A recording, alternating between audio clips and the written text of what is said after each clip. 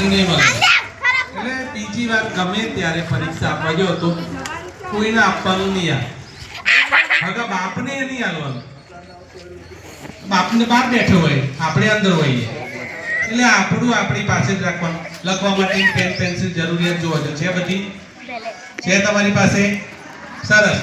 કોઈને કોઈ બીમારી હોય અને ક્યાંક ઓચિંતી તકલીફ થતી હોય એવું કોઈ બાળક ખરું? ઘણી વખત એવું પણ થાય, અમને ધ્યાનમાં ના હોય. એ જાણી લીધેલું જરૂરી છે ભાઈ. અત્યારે તો ઘણા બધા રોગો પણ એવા છે. અમને ખબર હોય તો થોડું કરી શકીએ. છે એવું કોઈ બાળક?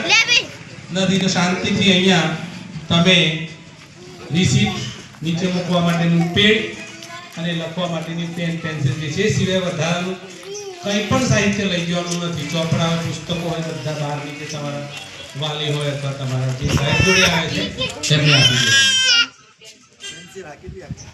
હા, કોઈ પણ બાળકને કદાચ તકલીફ હોય કે તાવ આવતો હોય, શરદી ઉધરસ વાળું હોય અને રાત્રે વોમિટ થઈ હોય, તેવા બાળકોએ શાળાના અહીંયા કેમ્પસની નજીકમાં બેસવાનું.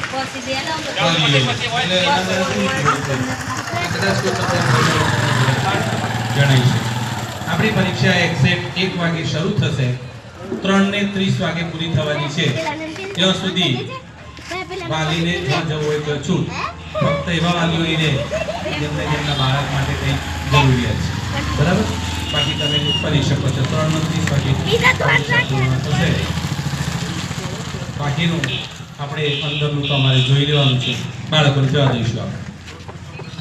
હા, કોઈની પાસે નોટબુક અને ચોપડા હશે તો બહાર મૂકી દેવા પડશે, છેલ્લે ખોવાઈ જશે. અને હા, કોઈની પાસે મોબાઈલ, કેલ્ક્યુલેટર નાનું એ ગુનો ગણાય છે. અને સ્માર્ટ વોચ પહેરેલી હોય છે, જોઈ લો. સ્માર્ટ વોચ જેમાં કેલ્ક્યુલેટરનો ઉપયોગ થતો હોય, ચેક કરી લો. બરાબર? આ પ્રકારની હશે એ એલાઉડ નથી. મોબાઈલ નથી અને કેલ્ક્યુલેટર નથી. બરાબર?